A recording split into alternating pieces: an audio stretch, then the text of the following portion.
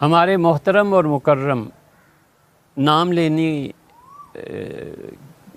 کی ضرورت بھی نہیں اور اچھا بھی نہیں لگتا، کراچی سے ہیں، وہ خود ہی سمجھ جائیں گے۔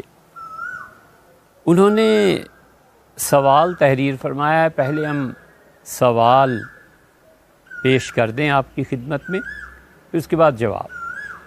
تحریر فرمایا کہ دور نبوی صلی اللہ علیہ وسلم میں عورتوں کو مسجدوں میں جانے کی اجازت تھی، جو کہ حضرت عمر رضی اللہ عنہ نے زمانے کے اعتبار سے اور فتنوں کے خدشات کی بنا پر، یہ لفظ بنا کیا چیز ہے؟ بنا ہوتا ہے، الف کے بعد حمزہ آتا ہے، اور حمزہ کی بھی اقسام ہے کہ کہاں لکھنا ہے کہاں نہیں لکھنا۔ یہ بنا کیا چیز ہے؟ خدشات کی بنا پر عورتوں کو مسجدوں میں آنے سے روکا، جو کہ آپ کا اجتہاد تھا۔ یہ اجتہاد کا لفظ ہائے حلوہ کی طرح لکھا جاتا ہے یا دو چشمی ہا سے لکھا جاتا ہے؟ آپ نے جو اجتہاد کا لفظ یہاں لکھا ہے، یہ ہا خا یہ ہے، اور اسی سوال کے آخر پہ جو اجتہاد کا لفظ لکھا ہے وہ بالکل ٹھیک آپ نے لکھا ہے۔ تو یہ ہمارا کوئی امتحان تو نہیں کہ کہاں ہم ایسے پڑھتے ہیں اور کہاں ایسے پڑھتے ہیں، دو۔ لیکن دور حاضر میں یہ دور حاضر کیا ہوا؟ یہ تو دورے پڑھتے ہیں، دور حاضر میں کسرہ ہوتی ہے اضافت کی، کسرہ اضافت جسے کہتے ہیں وہ ہوتی ہے کا کی معنی میں، اور آپ نے دورے لکھا ہے جو حکومت کے خرچ پہ سرکاری افسران کیا کرتے، اور آپ نے دورے وہ لکھا ہے جو پاگل پن کے دل کے پڑھتے ہیں۔ یہ جو جناب والا نے تحریر فرمایا ہے، یہ اردو کی تیسری غلطی ہے آپ کی۔ دور حاضر یہ ہونا چاہیے تھا کسرہ اضافت کے ساتھ۔ کسرہ کی دو قسمیں ہوتی ہیں، انہیں یاد رکھنا چاہیے۔ ایک کا کے معنی میں آتا ہے، ٹھیک ہے؟ مثلا حمزہ آتا ہے بندہ مومن، کار آفریں، ایسا کام جو شاباش دینے کے قابل ہو۔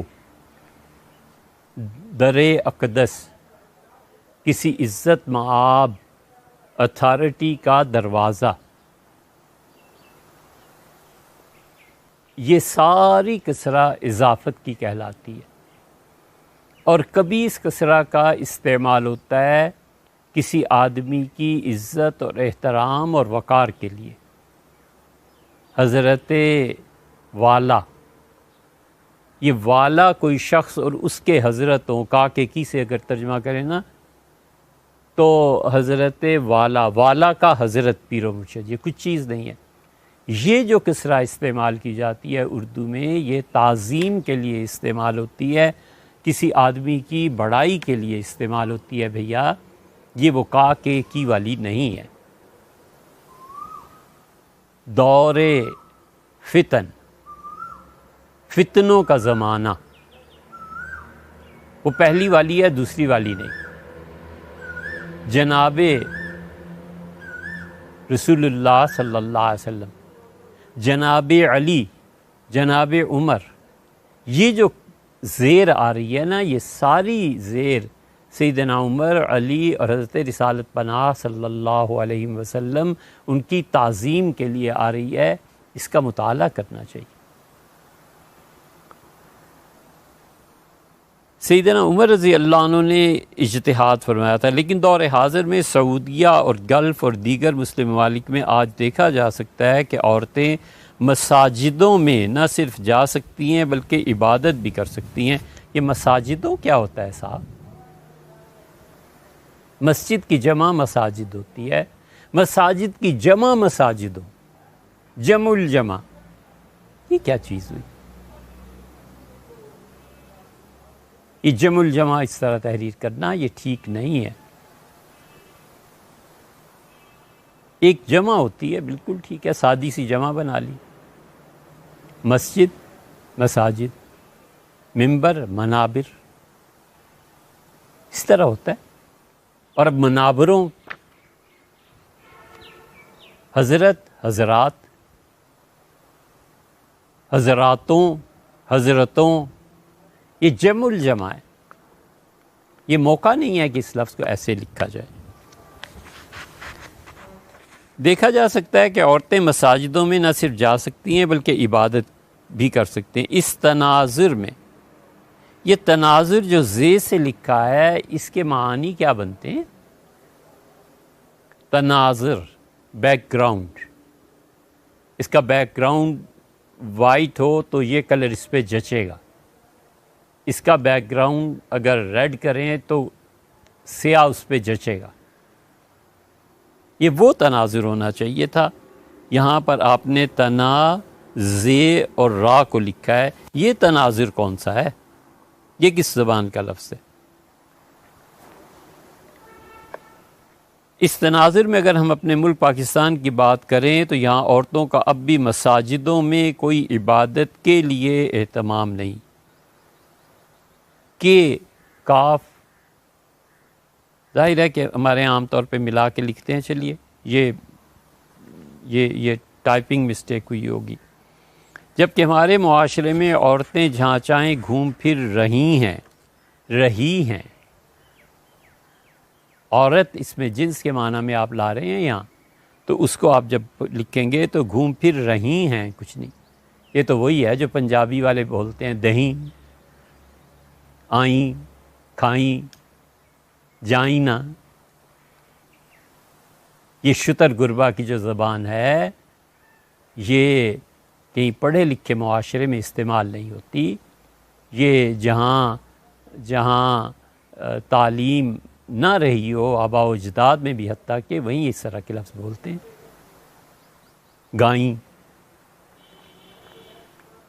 اگر ہم اپنے ملک پاکستان کی بات کریں تو یہاں عورتوں کا اب بھی مساجدوں میں کوئی عبادت کے لیے اہتمام نہیں، جبکہ ہمارے معاشرے میں عورتیں جہاں چاہیں گھوم پھر رہی ہیں، تعلیم حاصل کر رہی ہیں.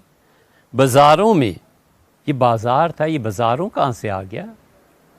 آپ کسی پنجابی فیملی میں رہے ہیں جو آپ کو اردو ٹھیک نہیں آتی. بازاروں میں، لیکن مسجدوں سے ان کا کوئی واسطہ نہیں. سبحان اللہ، کیا کہنے، واسطے پہ تو حد ہی توڑ دی. واسطہ تے سے لکھا جا رہا ہے. کل کو طوطے سے بھی تے سے لکھنا چاہیے، اس سے کہ پرانے زمانے میں تے سے ہی لکھا جاتا تھا. کوئی واسطہ نہیں رہا. اکثر سفر میں بھی اگر کہیں نماز کا وقت ہو جائے تب بھی ہمارے ملک میں اس قسم کی کوئی سہولت موجود نہیں. کیا آپ نہیں سمجھتے کہ آج ہمارے ملک میں جو لادینیت عورتوں میں داخل ہو رہی ہے وہ اس جگہ اسے روکنے میں مؤثر ثابت ہو سکی ہے؟ یہ ثابت صاد سے لکھا، سین سے کیوں نہیں لکھا؟ ہم دونوں غلط ہو گئے نا. اصل میں ثابت وہ ہے سا سے. سا، سین اور صاد، تینوں میں فرق کرنا چاہیے. وگرنہ آپ اگر سا کی ثابت یہاں لکھ رہے ہیں اور سین اور سا اور اس میں فرق نہیں کر رہے تو کل کو کوئی آدمی اسی صاد سے سانجھا لکھے تو پھر کیا ہوگا؟ ٹھیک قرار آئے گا. اس لیے 8ویں غلطی ہے یہ، کیونکہ میرا اپنا ذاتی تجزیہ ہے کہ عورتیں اگر دینداری پہ آئیں تو مردوں کو پیچھے چھوڑ سکتی ہیں، مگر صحبت نہ ہونے کی وجہ سے وہ اب دین سے دور نظر آ رہی ہیں. اگر مسجدوں میں ان کا تعلق ہوتا تو وہ بھی کچھ دین سیکھ اور سمجھ سکتی تھیں. کہ آج مسلمانوں نے اجتہاد کے دروازے اس حد تک بند کر لیے ہیں کہ وہی دورے سرکاری مال پہ حاضر کی ضروریات نظر انداز کر جائیں. برائے کرم کچھ اس معاملے میں رہنمائی فرمائیں. چلیے یہ بھی ٹائپنگ مسٹیک ہوگی، معاملہ لکھنا چاہیے تھا. تو اس لیے ایک سوال میں خان صاحب 9 غلطیاں ہیں، اور ماننا ذرا سا دشوار ہے کہ اب تک وہاں پہ آپ پٹھا نہیں رہے ہوں گے۔ کراچی سے آپ نے لکھا ہے، آپ کی اردو کو یقیناً بہتر ہونا چاہیے تھا، اور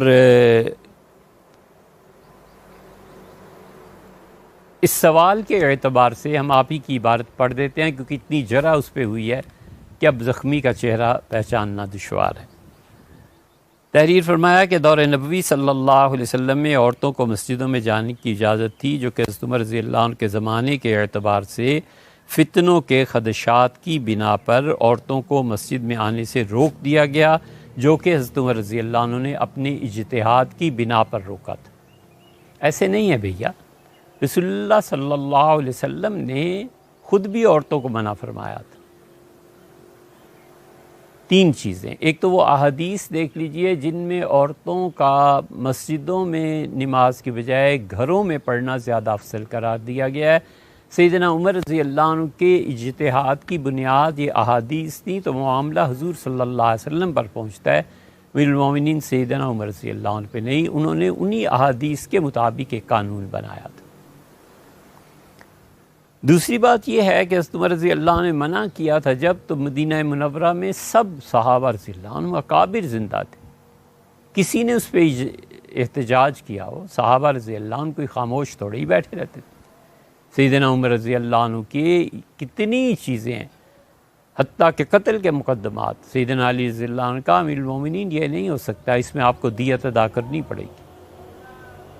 پوری آزادی تھی، خلیفہ وقت اس آزادی کی وجہ سے لوگوں کے اشکالات کو نہ صرف خندہ پیشانی سے سنتے تھے بلکہ خوش ہوتے تھے اور کہتے تھے کثر اللہ سوادہم، میری رعایا میں تم جیسے تنقید کرنے والے بہت سے بچے اللہ پیدا کر دے جو عمر کو سیدھا رکھیں۔ سیدنا ابوبکر رضی اللہ عنہ کو بھی یہی طرز عمل تھا، سیدنا علی رضی اللہ عنہ کو بھی یہی طرز عمل تھا۔ یہ اجتہاد، اگر اجتہاد تو نہیں لیکن بہرحال وہ قانون سیدنا عمر رضی اللہ عنہ نے صحابہ رضی اللہ عنہ کے دور میں فرمایا تھا، کسی نے کوئی اعتراض نہیں کیا، حتیٰ کہ حضرت عائشہ رضی اللہ عنہ تک پہنچا تو انہوں نے کہا، فرمایا کہ عورتیں اتنی آزاد ہو گئی ہیں ہمارے دور میں کہ اگر رسول اللہ صلی اللہ علیہ وسلم انہیں دیکھ لیتے تو جس طرح بنی اسرائیل کی عورتوں کو منع کر دیا گیا تھا کہ وہ عبادت اپنے گھر پہ ہی کیا کریں، باہر نہ نکلیں، حضور اقدس صلی اللہ علیہ وسلم بھی ان عورتوں کو منع فرما دے۔ ام المومنین رضی اللہ عنہ نے یہ جو فرمایا تھا اس کی ایک بیک گراؤنڈ بھی ہے، اب وہ بیک گراؤنڈ بھی بیان کر دیتے ہیں۔ چھینٹ ہوتی ہے نا، یہ اردو میں ایک لفظ استعمال ہوتا ہے، پرانی بڑی بوڑھیوں سے پوچھیے گا کہ چھینٹ کا کپڑا گدوں پر غلاف کے لیے چڑھایا جاتا تھا، کلف لگا ہوا ہوتا تھا اور ڈیزائن ہوتا تھا بہت خوبصورت، تو بڑے بوڑھے ہی اب جانتے ہوں گے اب کہاں۔ تو ام المومنین حضرت عائشہ رضی اللہ عنہ کے پاس ایک چھینٹ کا سوٹ تھا، جوڑا تھا۔ بخاری شریف میں آیا، مدینہ منورہ میں جب کسی بچی کی شادی ہوتی تھی تو لوگ ام المومنین رضی اللہ عنہ سے یہ ان کا جوڑا مانگ کے لے جاتے تھے، دلہن کے پہناوے کے لیے، برکت کے لیے اور دلہن کے اس دن کی خوبصورتی کے لیے۔ تو ام المومنین حضرت عائشہ رضی اللہ عنہ ایک دن بہت ناراض ہوئی، اس پہ کسی نے تبصرہ کیا تھا، اس پہ وہ سنانا ٹھیک نہیں، مناسب نہیں۔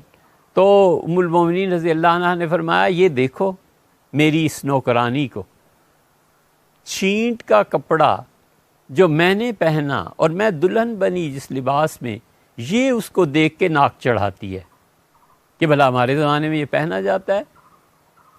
اور اے خدا کی قسم ہے، دلہنیں حضور صلی اللہ علیہ وسلم کے زمانے میں بعد میں مجھ سے یہ لے کے جایا کرتی تھیں دلہن کو پہنانے کے لیے، یہ ناک ہی نہیں اترتی میری اس نوکرانی کی۔ بہت ناراض ہوئی۔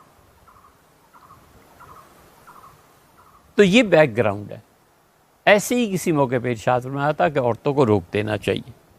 آگے چلیے، فتنوں کی خدشات کی بنا پر عورتوں کو مسجدوں میں آنے سے روکا تھا جو آپ کا اجتہاد تھا۔ سیدنا عمر رضی اللہ عنہ کے زمانے میں فتنے تھے تو صحیح، لیکن ایسے نہیں تھے. انہیں سب سے زیادہ خیال جس کا دوسری جگہ پر ذکر آیا ہے وہ یہ تھا کہ وہ کہتے تھے بچوں کی تربیت میں غفلت نہ آ جائے. بچے ایمرجنسی میں ماں کو پکارتے ہیں، ایسے نہ ہو کہ تم مسجد میں اور بچہ پکارے اور ماں موقع پہ نہ ملے. بچوں کی اگلی نسل کی تربیت جو ہے نا اس کا بہت زیادہ وہ خیال رکھتے تھے. بہت سے واقعات ہیں، لیکن دور حاضر میں سعودیہ، گلف، دیگر مسلم ممالک میں دیکھا جا سکتے ہیں کہ عورتیں مساجدوں میں نہ صرف جاتی ہیں بلکہ عبادت بھی کر سکتی ہیں. یہ مسئلہ شروع ہوا شافعی، مالکی اور حنبلی اور حنفی حضرات کے آپس کے اختلاف سے. حنفیہ نے ترجیح دی سیدنا عمر رضی اللہ عنہ کے عمل کو، اور جو امیر المومنین سیدنا عمر رضی اللہ عنہ کا عمل تھا اس پہ انہوں نے فتویٰ دیا. حنفی فقہا نے ایک تو یہ کہا کہ سیدنا عمر رضی اللہ عنہ نے منع فرمایا تھا. دوسرے حضرت امام اعظم ابو حنیفہ رحمۃ اللہ علیہ تک آتے آتے معاشرے میں بعض لوگ بہت ہی بے حیا ہو گئے تھے. وہ چھیڑتے تھے خواتین کو گلیوں میں، فجر کی نماز میں، مغرب میں اور عشاء میں. تو حضرت رحمۃ اللہ علیہ کے دور میں فسق و فجور زیادہ ہو گیا تھا، تو فرمایا مغرب، عشاء اور فجر ان 3 نمازوں میں عورتیں نہ آئیں. ایک قول ان کا یہ بھی ہے.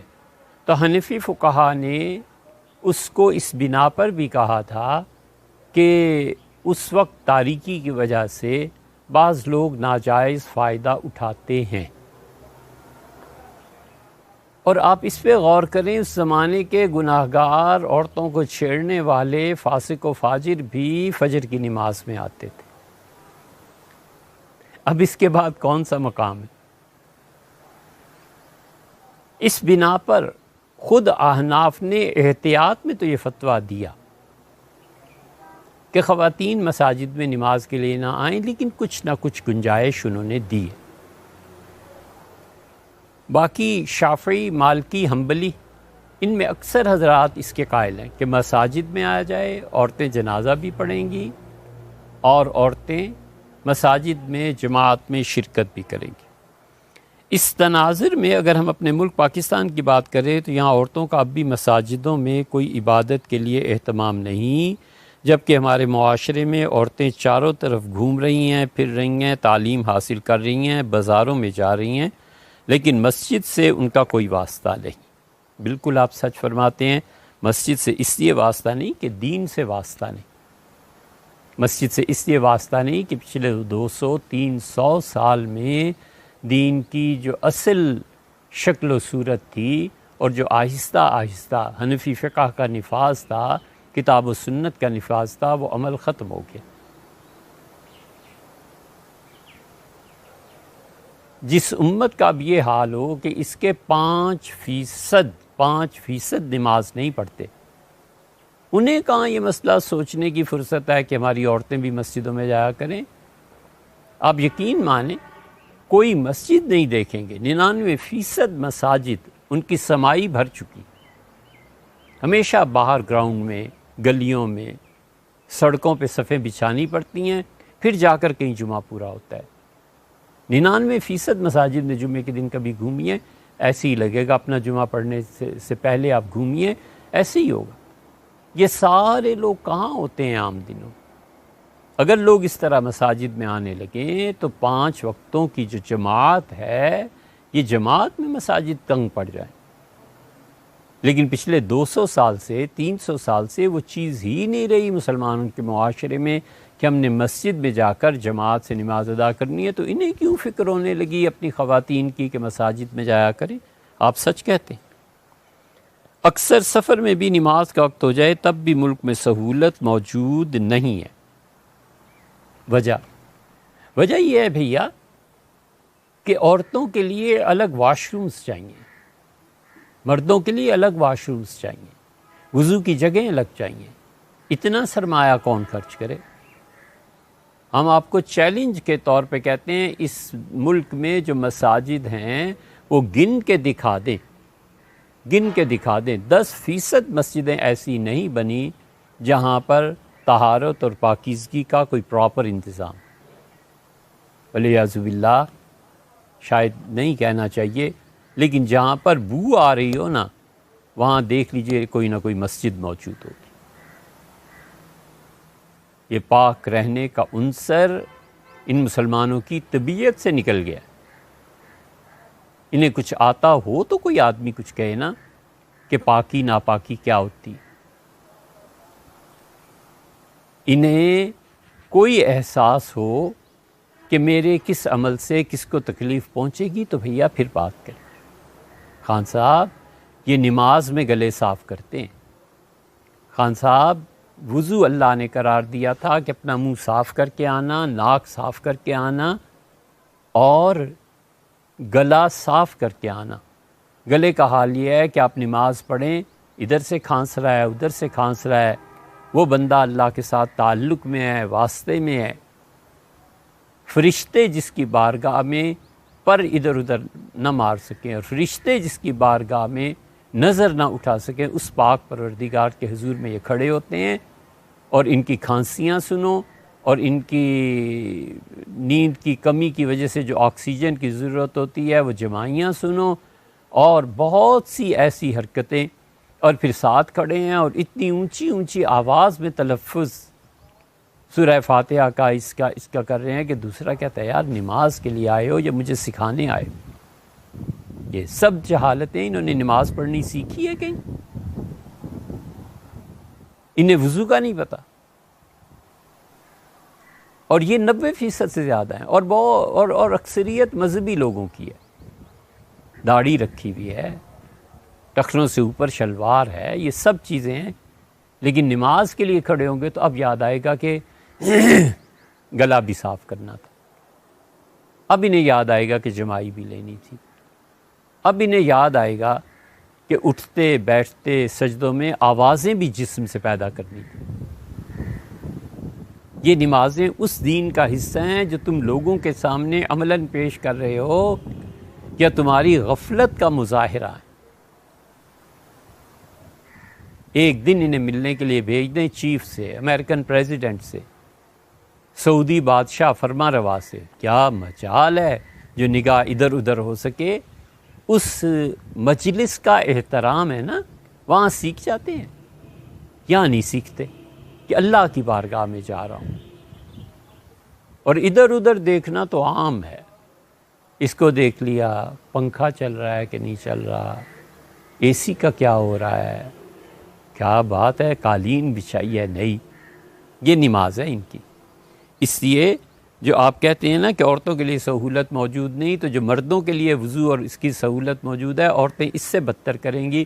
بظاہر یہی سمجھنا چاہیے کہ آپ نہیں سمجھتے کہ آج ہمارے ملک میں جو لادینیت عورتوں میں داخل ہو رہی ہے وہ اس جگہ اسے روکنے میں مؤثر ثابت ہو سکتی ہے. بالکل خان صاحب آپ نے سچ فرمایا، ہمارے دل کی بات کہ اگر ہم اپنی مساجد کو، یہ فتویٰ نہیں ہے، یہ فتویٰ نہیں ہے، لیکن اپنی رائے کا اظہار آپ سے کر رہے ہیں کہ ہم اپنی مساجد میں اتنی گنجائش رکھیں کہ عورتیں آ جا سکیں، عورتیں وہاں کے نماز پڑھ سکیں.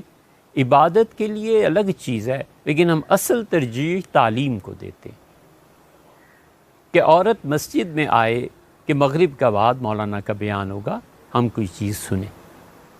اب الحمدللہ معاشرے میں ایسے نہیں ہے، عورتیں خود ہی اتنی آزاد ہیں. اب پردہ تھوڑی ہے کہ کسی کو چھیڑنے کی ضرورت پیش آئے یا کسی کو دیکھنے کے لیے کوئی ہیلا بہانہ اختیار کرنا پڑتا ہو یا اس کو خط لکھ کے گلی میں کوئی بچہ تلاش کرنا پڑتا ہو جسے بعد میں یا پہلے ہی ٹافی بھی دی جاتی ہے. اب وہ دور گزر گئے، اب بہت آزادی ہو گئی. یہ کرتوت ہیں جو یہ لائے ہیں. اور ابھی تو مصافحہ کا سلسلہ شروع ہوا ہے. ابھی تو یونیورسٹیز میں، کالجز میں یہ جو تعلیم دی ہے نا، یہ اسی کا اثر ہے کہ صرف مصافحہ کرتے ہیں گرل فرینڈ سے اور بوائے فرینڈ سے اور کلاس روم میں اور ساری چیزیں. وہ دن دور نہیں، ہم نہیں ہوں گے، آپ نہیں ہوں گے، پھر بات چلی جائے گی کسنگ پہ. یہ ساری انہی یونیورسٹیز میں ہوگا، مسلمان بچے اور بچیاں ہی کریں گے اور کوئی قابل اعتراض بھی نہیں ہوگا. اچکائیں گے شانے ہو کیئرس. یہ دور دروازے پہ دستک دے رہا ہے. یہ سب اس نظام تعلیم کے نتیجے ہیں جو نظام تعلیم پچھلے 80 سال سے پڑھا رہے ہیں، زہر کھلا رہے ہیں اور کہتے ہیں پھر بھی اس کی روح نہ مرے. کیوں نہ مرے؟ کیکر بیج رہے ہیں اور کہتے ہیں کہ عام چاہیے. سبحان اللہ، یہ تو خدا کے ہاں قاعدہ اور قانون ہی نہیں ہے. بالکل ہم آپ کے ساتھ متفق ہیں. ہمیں چاہیے کہ ہم اپنی مساجد بنائیں، ہمیں چاہیے کہ ہم خواتین کے لیے تعلیم کی جگہ مسجد میں رکھیں، وہ 5 وقتہ نماز آ کے پڑھیں، مولوی صاحب کوئی 2 منٹ کا درس دیتے ہیں وہ سنیں. تعلیم ضروری ہے. اللہ کا شکر ہے اگرچہ ہم سے نہیں بن پا رہی، لیکن خدا نے چاہا اسباب اور وسائل میسر ہوئے، ہم اپنی مسجد بنا رہے ہیں. اس میں یقیناً خواتین کے لیے بھی رکھیں گے، ان کے اعتکاف کے لیے بھی جگہ رکھیں گے، تاکہ رمضان کا آخری عشرہ وہ گزاریں، اللہ کو یاد کریں. اور خدا کے ذکر سے زیادہ تعلیم ضروری ہے کہ وہ تعلیم کو حاصل کریں. یہ ہے قصہ. اس لیے ہم آپ سے 100% متفق ہیں کہ خواتین آئیں، 10 دن گزاریں گی تو گھر جا کر کچھ تو اثر پڑے گا نا. ماں کچھ تو بچوں کو سمجھائے گی کہ بیٹے دین کیا ہوتا ہے، ماں کچھ تو بتائے گی کہ پردہ کیا ہوتا ہے، کچھ تو بتائے گی کہ حضرت رسالت پناہ صلی اللہ علیہ وسلم کی سیرت طیبہ کیا تھی، کچھ تو سمجھائے گی کہ بیٹے اللہ کے ساتھ تعلق یا خوف کی بنیاد پہ پیدا ہوتا ہے، یا محبت کی بنیاد پہ پیدا ہوتا ہے، اور یا پھر اللہ کے ساتھ تعلق طہارت اور پاکیزگی عقیدے سے لے کے اعمال تک اس سے پیدا ہوتا ہے. کچھ تو جو سیکھ کے جائے گی وہ آگے جا کر بچوں کو سکھائے گی. ہمیں یہ کرنا چاہیے. آج مسلمانوں نے اجتہاد کے دروازے اس حد تک بند کر لیے ہیں کہ وہ دور حاضر کی ضروریات بھی نظر انداز کیے جا رہے ہیں. آپ بالکل سچ فرماتے ہیں، لیکن یہ اجتہاد ہونا نہ ہونا اس کا مسئلہ نہیں ہے. انہیں کیا پتہ ہے، جن کو بٹیرے پالنے سے فرصت نہیں، جن کو گھوڑے دوڑانے سے فرصت نہیں، جن کو پیک تھوکنے کا کراچی کی سڑکوں اور کراچی کی دیواروں کے علاوہ کوئی جگہ ہی نہیں ملی، انہیں کیا پتہ اجتہاد کیا ہے اور اجتہاد سے عورتیں لگ ہوئی. یہ سب جہالت ہے، غفلت ہے، اور یہ نہیں کر سکتے. یہ جس دلدل میں گر گئے ہیں نا پچھلے 300 برس سے، 1707 میں وہ آخری آدمی تھا جو دنیا سے رخصت ہوا جس نے پوری طرح ملک کی ایڈمنسٹریشن کو کھینچ کے رکھا ہوا تھا کہ جو اس کے خلاف کرے گا وہ سزا پائے گا. سادات باریہ نے، جن کا بڑا مقام تھا اس وقت بھی اور اب تک، انہوں نے دہلی کے قاضی کے ایک حکم کو ماننے سے انکار کر دیا تھا، اور اس نے بھرے دربار میں خبر سننے پہ آستینیں چڑھا لیں اور تلوار کی مٹھی پہ اپنا ہاتھ ڈال دیا، اور اس نے کہا کون ہے جو دہلی کے قاضی کا انکار کرتا ہے؟ وہ جانتے نہیں ہیں یہ شریعت کے فیصلے ہیں، اور اگر سادات شریعت کے فیصلے نہیں مانیں گے تو دنیا میں بھی نہیں رہیں گے. وہ طاقت کا دور تھا، نفاذ کا دور تھا. اب متاثر ہونے کا دور ہے. کوئی فیشن ایسا نہیں ہے جو امریکہ، فرانس اور برطانیہ میں ایک ہفتے پہلے آیا اور دوسرے ہفتے یہاں اسلام آباد کراچی میں نہ آ گیا. ایسی ہی ہے. تو اس لیے اگر کوئی یہ چراغ جلانا چاہتا ہے تو اسے سوچنا چاہیے کہ زندگی بھر زبان سے خشک پتھر کو چاٹنے جیسی محنت کرنی. ہم کیوں اردو پہ تنقید کرتے ہیں؟ بس یہ ایک بات رہ گئی. اس لیے بھیا کہ جو لوگ اردو صحیح تک نہیں نہ لکھ سکتے، جن کی تعلیمی قابلیت اتنی ہے، ان کو حق نہیں پہنچتا کہ شریعت میں علماء کی رہنمائی کے بغیر اپنے پاس سے بات کریں. ہمیں اپنی زبان ٹھیک کرنی چاہیے، اپنے بچوں کی زبان ٹھیک کرنی چاہیے. اللہ نے کسی بھی قوم کی زبان کے صحیح ہونے کو اپنی علامت قرار دیا. قرآن کریم میں فرمایا ہے اختلاف السنتکم، تمہاری زبانوں کا آپس کا جو اختلاف ہے یہ میں نے ہی پیدا کیا ہے، یہ میرے ہونے کی دلیل ہے. تو اس لیے لوگوں کو سوچنا چاہیے کہ جو اللہ کے ہونے کی دلیل ہے ہم اسے بگاڑ رہے ہیں. اور دوسری بات یہ ہے کہ ذرا آپ انگلش کا ایک حرف ذرا سا ادھر ادھر کا پڑھ دیں، پوری کلاس میں لڑکے مسکرانے لگتے ہیں، لڑکیاں، کہ سر کو تو اتنا بھی نہیں آتا، ٹیچر کو تو انگلش کا یہ لفظ بھی نہیں پڑھنا آیا، دیکھو کیا کہہ رہے تھے. بچے کرتے ہیں نا. اور اردو کا کیا خیال ہے؟ وہ یتیم ہو گئی ہے، اس کو کوئی سنوارنے والا نہیں رہا. ہم نے یہ طے نہیں کیا تھا کہ ہمارے ملک کی زبان اردو ہوگی، ہماری سرکاری خط و کتابت اردو ہوگی، ہم اپنی زبان کو کیوں بھولتے جا رہے ہیں؟ ہندوستان میں اردو کا اس سے بدتر حال ہے، صرف مدارس کے بچے بولتے ہیں، عام جو زبان بولتے ہیں لوگ اس میں کچھ اردو رہ گئی ہے، باقی سب ہندی کا رواج ہے، ہندی کے بورڈ ہیں۔ آپ سمجھتے ہیں کہ اس غلبے کا اثر پھر کیا ہوگا؟